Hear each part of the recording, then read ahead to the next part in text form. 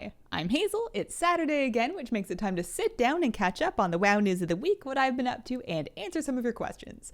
This week was patch 9.1.5 week, and I wanted to kick off this video with the biggest and most essential do first tips that I could find, and then hopefully you guys can fill in the ones that I've missed so that I can read them and then go do them before it's too late for me.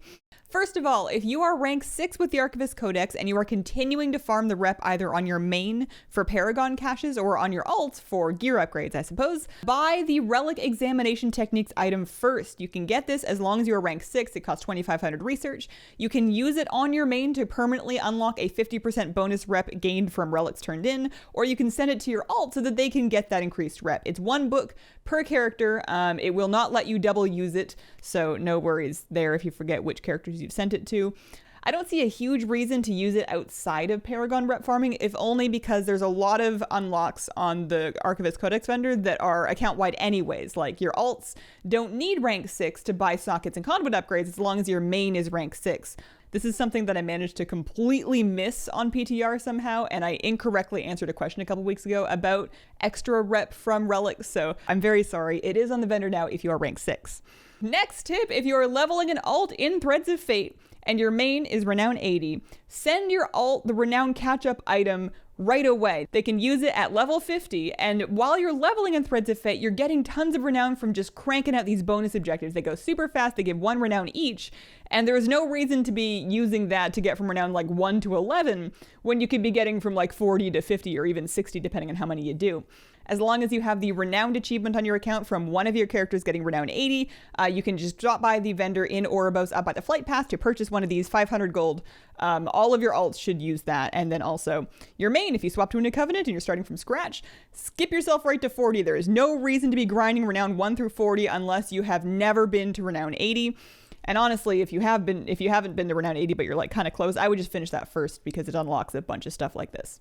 Next, if you are catching up in a new Covenant and you have other characters in your account that have done the campaign for that Covenant, log into them first. I just went and logged into every level 60 character I have, and then because I've done all 4 of the Covenant campaigns, that means that I don't necessarily get to skip them, but you can pick up the mission table followers right by the mission table, and you can pick up your soulbinds right by the soulbind table, and those are the main things that I wanted to get from the campaign.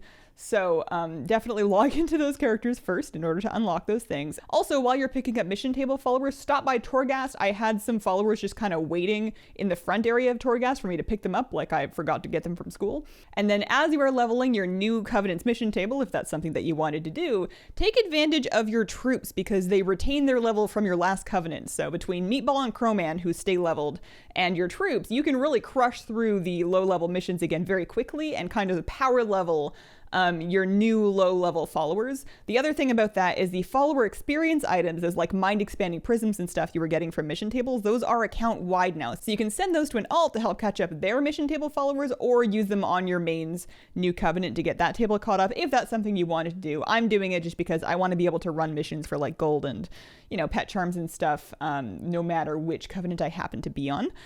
So those were the big ones. Also, don't forget that you can transfer anima either to an alt or to a new Covenant by buying the Traveler's Anima caches from that same vendor by the flight path in Oribos upstairs.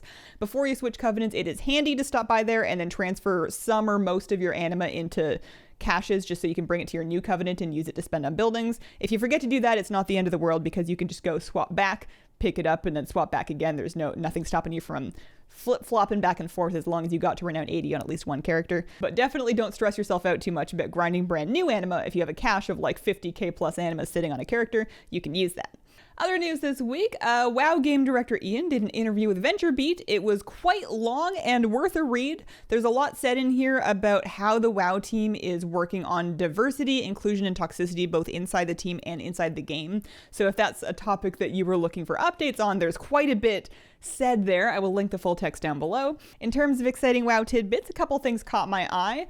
Ian was asked about cross-faction raiding and said that it's on their radar and they know that it could solve some issues that are currently in the game. He didn't say that they're gonna do it, but based on how this reads, I would be very surprised if it's not something that they are taking a serious look at for the next expansion for patch 10.0. And then regarding the future of WoW, Ian was asked if we should expect a 9.25 or a 9.3. And Ian said 9.2 is coming for sure, and that he can't say more because it might be spoilery. So you've heard it here first. The new cat race is going to crash into the Shadowlands. They're going to break through the afterlife barrier, and then it turns out that Zovaal was allergic to cats, so he just runs away forever. Expansion over, no need to fight him. We all go back and we play with cats. Right? Other news this week, WoW has announced a new program coming up called the Community Council, which seems to be a way of crowdsourcing feedback in like a more focused way. The way they do this is they take applicants. There's like an entry interview where you kind of indicate what kind of player you are and what sort of things interest you. They theoretically accept players from all walks of the game, but take like a limited number of people and then have council only forums as well as like private discussions with the council and WoW chat to kind of get current feedback about what's going on with the game from multiple different perspectives and not just the type of people that tend to play PTR. I think because of the exclusivity of it, it's attracting more people, so you're more likely to hear from some of those voices that get like overshadowed normally, which is kind of cool. They're also planning to reset the council every year, where it's like a 1-year term and then they take new applications and get a new batch of people in, which is a good idea as well to help keep it from just getting like really stagnant.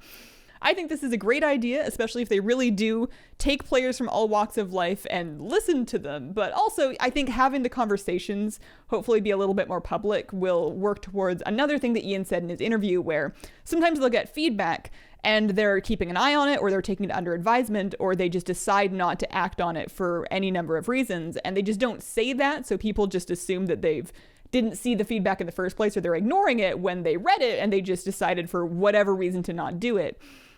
I think that if more of those discussions are public and if more of the reasons why or why not are shared, maybe that'll help smooth out some of that. Although I will say that I think making the community happy as a whole in a game of this size and like this much baggage attached to it in the community, you're never going to make everybody happy, or even maybe most people happy anymore, no matter what you do. So seems like a good idea, and fingers crossed that they don't just abandon it halfway through.